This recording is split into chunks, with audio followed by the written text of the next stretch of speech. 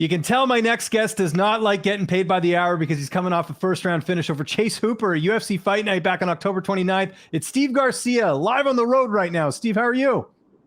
Great, man. Thanks for having me again. Thank you for taking the time, man. I got to ask, where are you headed to right now? I'm going back home, man. I had to do some grocery shopping. Nice. Kids got to eat. Yeah, no, for sure. Well, thanks for having me part of your errands today, man. I just wanted to start first with, was this the biggest win of your career? I mean, it was a really impressive fight over a pretty notable opponent. Definitely one of them. Yeah, for sure. Could the fight have gone any better? I mean, maybe a few less punches here and there on either side, but again, like I mentioned there, you don't get paid by the hour.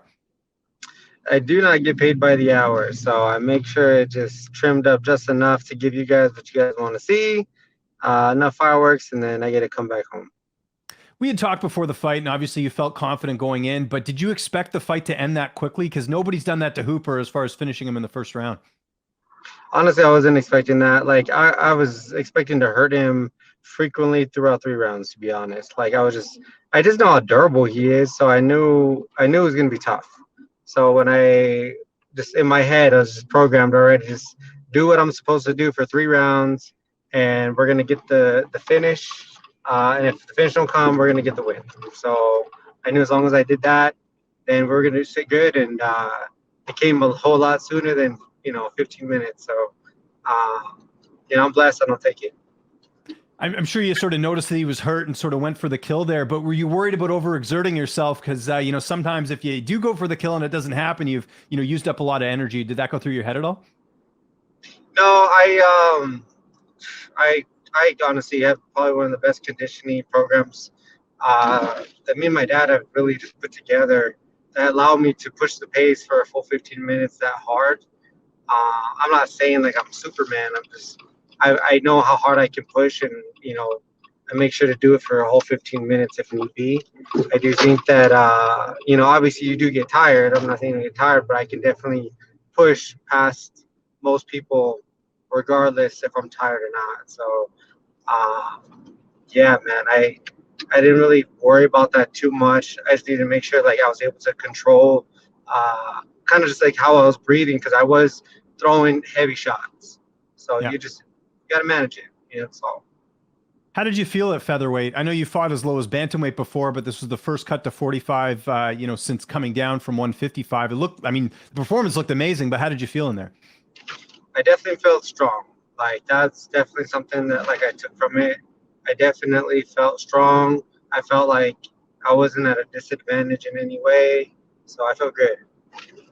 And I imagine that you're going to stay in that weight class. Is that the plan? Yeah, that's the plan.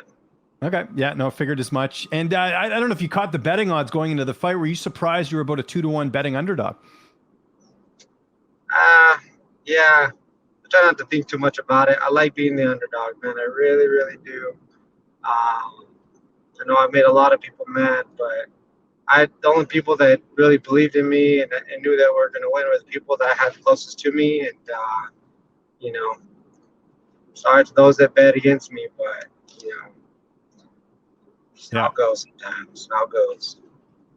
Like, do you take that as like, when you see something like that, I don't know if you caught it before the fight, but does that add like more fuel to the fight, thinking, so people are counting me out. I got to go out there and prove them wrong. Did that cross your mind at all ahead of the fight?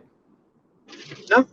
The only thing I don't like is what people send me. So people like text me like, hey, like I'm betting on you to win, or hey, like I'm betting on you to lose. Like Chase Hooper's going to choke you out or whatever. And I'm like, so why are you telling me? Like, what does that do for you? You know what I mean?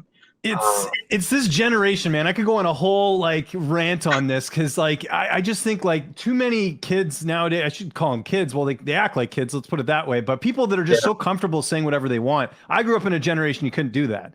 There was no access to people where you could say stuff like that. So I just thought it was kind of ridiculous. But I mean, it's been going on for a long time. It's just those are the ones that kind of just bother me a little bit. There's really no point in speaking, because I guess maybe some people can affect them. But I have to block that out. You know what I mean? It's just kind of annoying. That's what it Yeah. comes down to. No, no, I completely agree with you, man. Like, it's something even I deal with every now and then, just covering the sport. You get people who want to tell you how things are, but obviously when you win, I'm sure you had a few people messaging you that they had won money on the fight. Did you have anyone win any big money or any close family and friends win money on the fight? Because like I said, the odds were really good in your favor. I just don't respond to any of that really. So like No? I have things in my DMs and all that stuff like that about betting odds and all that stuff that I made of money, but I just scroll past it. Like it's not gonna.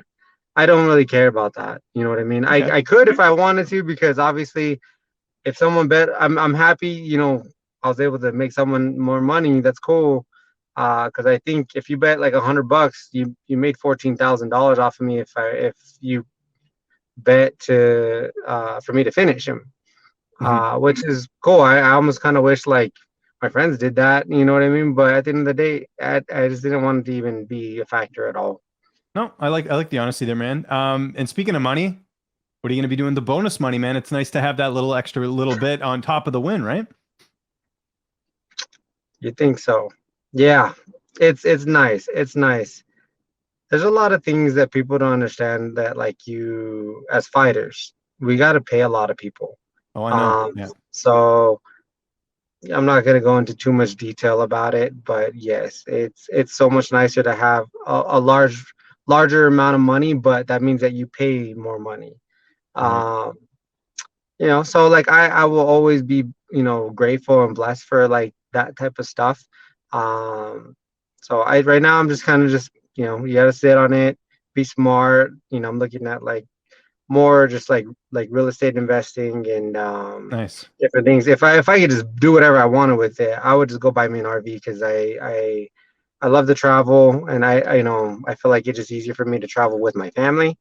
That Yeah. would be ideal for me, and I still potentially could do that. I'm not saying I'm not, but yeah, I just right now just you want to have a little bit of financial freedom. Just I try not to change too much. I go back to work next week. You know what I mean? So it's just I'm not a crazy guy. You know what I No, mean? no, I you're like not at the club throwing, a bunch of money out there. You don't strike me as that type no of guy, which is great. no And I think it's smart. If I could guess, again, not going into too much detail here, but if I could guess, like the money's going to help give a bit of breathing room, I'm sure financially yeah. for all the bills and everything. And then, whatever's left over, I'm sure you'd invest some of it, right? Smart. But the RV idea sounds cool. I want to do that too with my wife because we love camping and stuff. So it'd be cool to do that. We're big campers, man. Me and my wife love to go fishing. Actually, right after the fight, I had like a day and a half to finish off my hunt. So I fell short of that. Didn't wasn't able to get anything. But it's hard. It's hard to like. As soon as I got home, I was packing everything, make sure so I could go. And it sucked because I didn't get to really spend as much time as I wanted with my family. But we just kind of cut it short and to see if we could just go out there and find something. But hopefully next year we'll have more time to go scouting and do those things that I like to do. But having an RV right, with me going down there, that's even better. So maybe next year I'll have one. We'll see. Yeah, no, I like that planning for sure.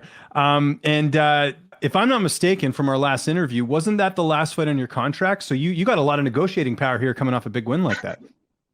Yeah, I guess I do, right? So we'll see. I haven't talked to my management team. My management team said he was working on another deal for me. So um, we'll see. We'll see what they offer. See what they say. Um, a lot of people have Chase Hooper as my biggest fight in my career. I think he was good. It's crazy because I've had way harder fights in the past, than that. But um, we'll see, man. Like I said, I just gotta lead the way, man. I just say to follow because I start doing things and tweaking stuff, man, and it just goes wrong. So, uh, yeah, that's where I'm at. So I guess you kind of got to wait to get the contract stuff sorted out to decide when you want to fight again. If I had to guess, probably next year because we're in November now, so I would assume you're probably not going to fight again this year, or do you want to? No, I'd like to maybe spring, unless it was like a really, really good fight for me. I would consider it. It's hard because anytime someone puts something on my desk and I want to look at it, I'm like, oh yeah, let's go. But I think smart thing for me is probably wait till spring. Okay, no, I like the honesty there. And my last question, you mentioned going to the grocery store. sure you got some good food in there because you know you're coming off fight camp. I'm sure you're going to enjoy a little bit of food this week. What are some like cheat meals or anything delicious you have in the grocery run, or did you not get any? No, well, when I got home, like I've been craving, dude. Like the one thing I've been craving was a pizza with like extra pepperoni. So we have a place called Dion's here, and that's the first thing that I got, and it was the best. Like it hit the spot perfectly. So I was pumped about that. Other than that, like I love breakfast burritos, so I got a couple of those. But yeah, man, like I said, I went hunting, so like when you go hunting, you don't have that stuff out there. Um, I was just sticking to I think my dad made like hamburgers one day, and then the other day I had a breakfast burrito. I had ramen that night. You know what I mean? So Yeah. nothing too crazy right now. I go to Phoenix here on Friday with my family, so hopefully we'll have some good food out there. I'm excited about that. So hopefully I'll splurge out there. Yeah, no, they got some great food out there in Phoenix. Any more hunting trips planned, or what's going on with that?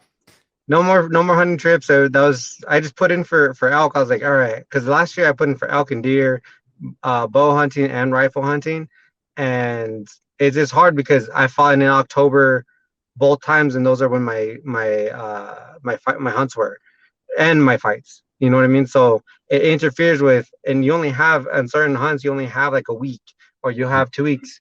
It just depends on what you're hunting and what areas you are. So this year, I had 2 days. So it kind of sucked. Actually, yeah, if I would have went straight forward, maybe one more day, but um, by that time they're really spooked. They're deep into the canyons and stuff. Um, it's just hard to get to them. And then obviously, like, not a whole lot. Like, I didn't really deal with a whole lot of damage in the fight, but my hand was very, very swollen and like sore, and then my leg. So I'll hike 10 miles a day, if not more.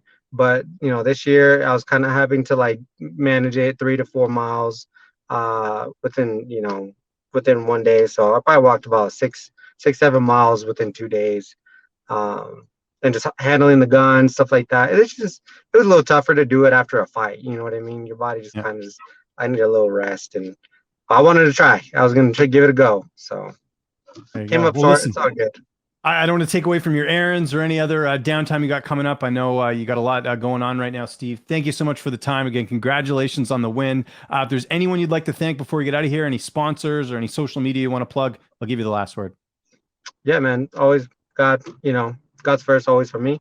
My wife, Mariah, my 2 kids, Haley and Tarek Legend. I love you guys and my coaches. You guys are awesome. The whole JW family for me is they're my people. The people that were screaming, at the TV, watching me fight, just happy for me. I love you guys. You guys are great. Obviously my work, Complete Rejuvenation. Thank you guys for helping me. Keeping me also recovered. Um, and everybody else, man. Brad Maestas, who's also one of my chiropractors, he's amazing. All the whole UFC team, you guys are great. And just thanks also to you, man, for having me and giving me another platform just to kind of just speak up a little bit.